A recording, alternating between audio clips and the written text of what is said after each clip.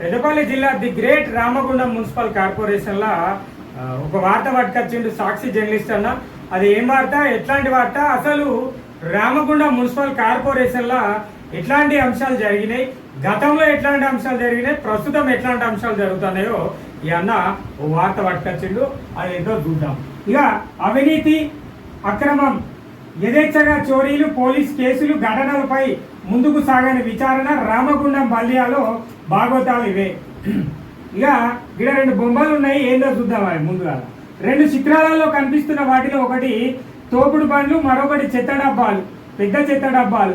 సుమారు 12 ఏళ్ల క్రితం 12వ ఆర్థిక సంఘానికి చెందిన 25 లక్షల రూపాయలు వెచ్చించి 90 వరకు తోపుడు బండ్లు కొన్నారట.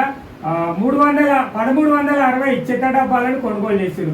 కొందరి ఒత్తిళ్ల మేరకు వీటిని కొనుగోలు చేశారని అప్పట్లో పెద్ద దుమారమే లేపింది. కౌన్సిల్ సమావేశంలో కూడా కొందరు కార్పొరేటర్లు వీటిపైన అభ్యంతరాలు తెలిపారు.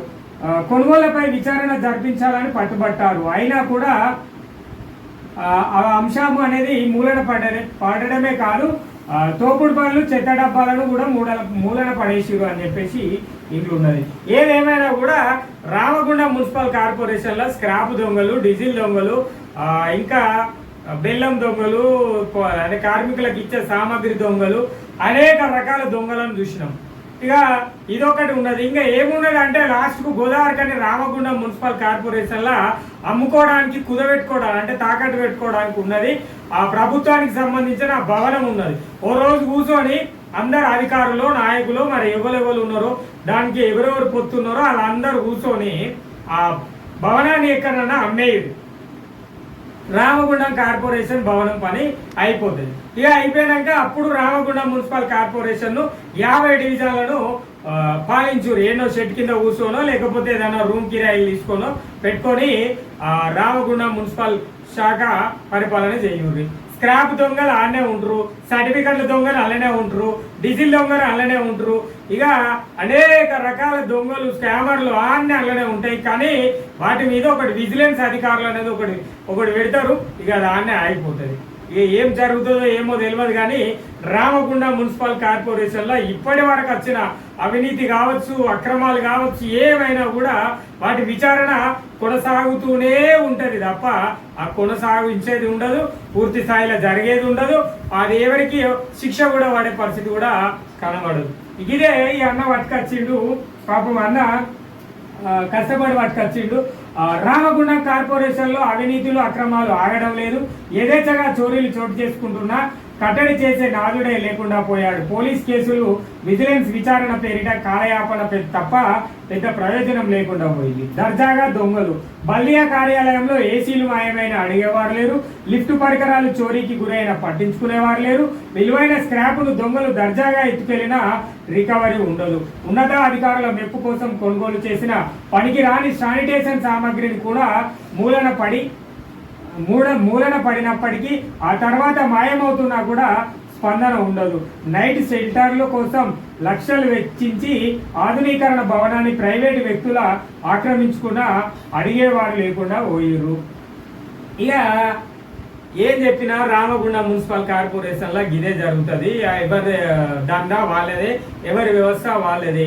ప్రభుత్వ అధికారులదా మరి తప్పు, లేకపోతే ప్రజానాయకుల తప్ప, లేకపోతే ఆ ఆఫీసులో ఉన్నతాధికారుల తప్ప కూడా నాకైతే అర్థం కాదు. కానీ రామగుండం మున్సిపల్ కార్పొరేషన్ అంటేనే తప్పుల తడక కాదు. ఇక తప్పుల నిజంగా ఏదైతే చెత్త కుండి ఎట్లుంటుందో, స్క్రాప్ అనేది ఎట్లుంటుందో, ఒక చెత్తను ఒక కుండీలో వేస్తే ఎట్లాంటి చెత్త కుళ్ళి కృషించిపోతుందో అదే పరిస్థితిలో ఉంది రామగుండం మున్సిపల్ కార్పొరేషన్ల పరిపాలనా పరిస్థితులు. నిజమే, స్క్రాప్ దొంగలు సపరేట్గానే ఉన్నారు. డీజిల్ దొంగల గురించి చెప్పిరా, చెప్పలే.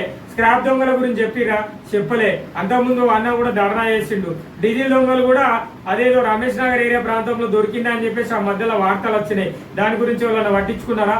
సర్టిఫికెట్ల దొంగలు స్వయాన ఎమ్మెల్యే గారికి ఫిర్యాదు అయ్యారు, అయినా కూడా అధికారిని ఏమైనా వేసిరా? ఏం చేయలే. ఇక తోపుడు బళ్ళు, చెత్త డబ్బాలు, బెల్లం అమ్మకాలు, బెల్లం దొంగలను కూడా చూసినాం. అనేక రకాల దొంగలను చూసినాం రామగుండం మున్సిపల్ కార్పొరేషన్లో. కానీ ఏ ఒక్క దొంగతనం పైన కూడా అధికారులు కానీ నాయకులు కానీ స్పందించిన పరిస్థితి కనబడదు. మరి ప్రజా పరిపాలన అంటే ప్రజలకు ఎట్లాంటి పాలన అందిస్తుందంటే ఇదే మనం చూసి నేర్చుకోవాల్సిన పాలన. కార్పొరేషన్ ఆఫీసులలో చూసి మనం అధికారులను చూసి నేర్చుకోవాల్సిన పాలన ఇట్లుంటుంది. ఇక అలంకారప్రాయంగా లిఫ్ట్. బల్దియాలో లిఫ్ట్ వినియోగంలోకి రాకపోవడంతో వివిధ పనుల నిమిత్తం వస్తున్న దివ్యాంగులు వృద్ధులకి 4.3 లక్షల వ్యయంతో ఒక లిఫ్ట్ను ఏర్పాటు చేసినాడు. ఏర్పాటు చేస్తే ఏమవుతుంది, అక్కడికి ఎవరైనా అవసరం మీద దివ్యాంగులు హ్యాండిక్యాప్ వాళ్ళు వస్తే ఎట్లా అవుతారు, అయినా కూడా వాళ్ళు మెట్లెక్కే పోవాలి. రామగుండం కార్పొరేషన్లో అధికారులకు ఎట్లాంటి సంబంధం ఉండదు. వాళ్ళ బాధకు ప్రజలు వాళ్ళ బాధల కోసం వస్తారు. వచ్చినంత మాత్రాన వాళ్ళు ఏమైనా తీర్చేది ఉందా, వాళ్ళు ఏమైనా చేసేది ఉందా?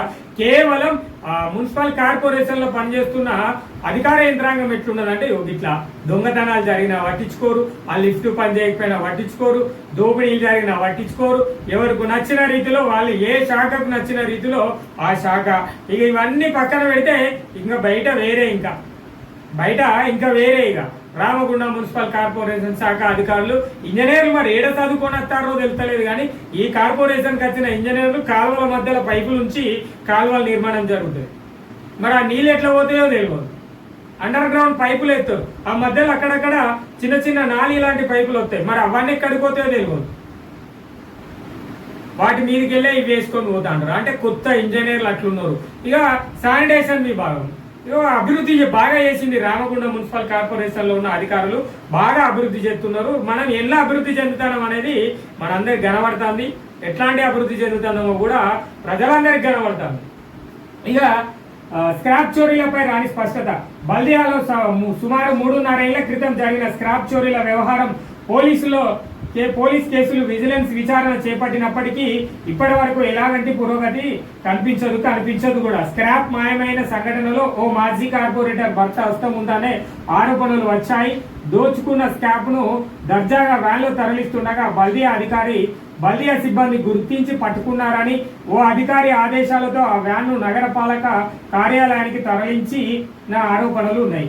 మాజీ కార్పొరేటర్లలో భర్త ఉన్నాడట. మరి ఆయన కూడా 3.5 ఏళ్ల కిందట స్క్రాప్ దొంగతనం జరిగితే దాని మీద ఇప్పటి వరకు ఎట్లాంటి ఆలోచన కానీ అవగాహన కానీ, అసలు ఆ కేసు ఏమైంది, ఎటు పోయింది, ఏడో వేయరు, ఆ డీజిల్ దొంగలు ఎటు వేయరు, స్క్రాప్ దొంగలు ఎటు వేయరు, సర్టిఫికెట్ దొంగలు ఏడ వేయరు, ఆ బెల్లం దొంగలు ఏడ వేయరు, ఇవన్నీ కాక కొత్త ఇంజనీర్లు, కొత్త అభివృద్ధి కార్యక్రమాలు. మరి ఇవన్నీ ఏడికి పోతున్నాయి, ఎటు పోతున్నాయి? అసలు రామగుండం మున్సిపల్ కార్పొరేషన్ ఒక భవనమే ఉందా? మరి ఉంటే ఆ భవనాన్ని కూడా అమ్మే ప్రయత్నం చేయరు. ఎవరైనా కొనుక్కుంటారు. రామగుండం మున్సిపల్ కార్పొరేషన్ ఉండదు. హాయిగా గ్రామ పంచాయతీలు అయితే గ్రామ పంచాయతీలుగా మారితే ఆయా గ్రామ పంచాయతీలు ఆ ప్రాంతాలను అభివృద్ధి చేసుకుంటాయి. ఇంతే కదా ప్రజలారా చేసేది, ఇంకేముంటది? మనం అభివృద్ధి చెందుతున్న నగరపాలక సంస్థ అనడం కాదు. మనం మేడి పండి చూడు మేలిమై ఉండునట, పొట్ట విప్పి చూస్తే పురుగులు ఉండునట. రామగుండం పారిశ్రామిక ప్రాంతంలో ఒక్క అభివృద్ధి పనన్నా కార్పొరేషన్ చేస్తాందా? దాదాపు ఏది ఎక్కడ అభివృద్ధి చేస్తుందో చూపెడతలేరు. చూపెట్టిన కాడ కాలువలు కడతారు, కాలువలలో పైపులు ఉంటున్నాయి. మరి ఆ పైపులలో నీళ్ళు ఎట్లా పోతాయి కాలువల అని అడిగితే పోతాయి అని చెప్తారు. దాన్ని ఏదో రకంగా అక్కడ వేయాలంటే ఆ పైపును వాళ్ళకి కొడతారా? అది యూజీడీ లైన్ అయింది అనుకో, అంటే అది ఏది మన దాన్ని ఏమంటారు అండ్ అది సెంట్రల్ డ్రైనేజ్ అయింది అనుకో, డ్రైనేజ్ పైప్ లైన్ అయింది అనుకో, దాన్ని పొలగొట్టి కాలువలు కలుపుతారా? మరి అంటే ఓపెన్ డ్రైనేజీకి మీరే ప్రోత్సహిస్తారు మళ్ళా. అంటే ఇదేనప్ప ఓపెన్ డ్రైనేజ్ విధానంలో రామగుండం మున్సిపల్ కార్పొరేషన్ ప్రోత్సాహం అనేది ఉంటుందా? మరి కాలువలు కట్టేటప్పుడు కనీసం పైపులు కూడా చూసే పరిస్థితి కనబడతలేదు. ఒకవేళ ఉన్న పైపుల కాడ ఎట్లాంటి వ్యవస్థ నిర్మాణం చేయాలి, ఏం చేయాలి, ఎట్లా చేయాలనేది తెలియదా? ఇక మీకు మీరే డిసైడ్ అవుతారు. ఆ లైన్ నడవదు, ఆ కాలువల ఏం కాదు, ఇది వాళ్ళకి కొడితే పోతారు. మీకేమన్నా తెలుసా? అంటే అధికారులు ప్రతిరోజు అక్కడ పైపు ఆ లైన్ మీద వచ్చి చూస్తారా? జనాలు వాడతారా లేదా అనేది ఎట్లా తెలియాలి? అక్కడ ఉన్న శానిటేషన్ విభాగానికి తెలుస్తుంది. మరి ఎవరిని అడిగి ఎట్లా చేస్తారో కూడా తెలుస్తలేదు. ఏదేమైనా కూడా ఈ దొంగతనాలను పట్టించుకునే అధికారులు అయితే గర్వైరనే చెప్పుకోవాలి. ఇక చోరీకి గురైన స్క్రాప్ తో పాటు పట్టుకున్న వ్యాన్లు ఓ ప్రజాప్రతినిధి ఫోన్ చేయడంతో వ్యాన్లు బల్దియా ఆఫీస్ నుంచి తప్పించారని కూడా ప్రచారం. ఈ విషయంపై బల్దియా కమిషనర్ అరుణశ్రీ మాట్లాడుతూ తాను బాధ్యత తీసుకున్నాక అవినీతి అక్రమాలకు తావు లేకుండా కఠిన చర్యలు తీసుకుంటున్నామన్నారు. గతంలో జరిగిన సంఘటనలపై జరిగిన విచారణ నివేదికలు వద్ద ఉన్నాయని తెలిపారు. కొన్ని సంఘటనలపై ఇంకా విచారణ కొనసాగుతుందని కూడా పేర్కొన్నారు. త్వరలో నిధులు కేటాయించి లిఫ్టును మరమ్మతు చేయించి వినియోగంలోకి తీసుకొస్తామని మేడం చెప్పింది. ఇక ఏదైనా సమస్యను తీసుకుపోతే పాపం మేడం ఇన్ఛార్జి కమిషనర్ మేడము, అదే విధంగా అదనపు కలెక్టర్ అమ్మ కాబట్టి తక్షణమే రియాక్షన్లు ఉంటున్నాయి. మరి పాత జరిగిన సంఘటనలు మేడం తెలియకపోవచ్చు. ఆ నివేదికలన్నీ ప్రభుత్వం దగ్గర ఉన్నాయి, వాటిపైన కూడా విచారణ చేస్తాం. ఆఫీసులో ఉన్న లిఫ్ట్ రిపేర్ చేయించే ప్రయత్నం చేస్తాము అని చెప్పేసి మేడం చెప్తుంది. ఏదేమైనా కూడా రామగుండం మున్సిపల్ కార్పొరేషన్లో జరుగుతున్న సంఘటనలు, వింతలు, విచిత్రాలు ఇక అనేక రకాలు. ఈ స్క్రాప్ దొంగలను ఓ ప్రజాప్రతినిధి ఫోన్ చేసి కూడా విడిపించిన సందర్భం ఉన్నదని కూడా ఈ అన్నయ్య చెప్తున్నాడు. ఇది ప్రజలారా అవినీతి, అక్రమం.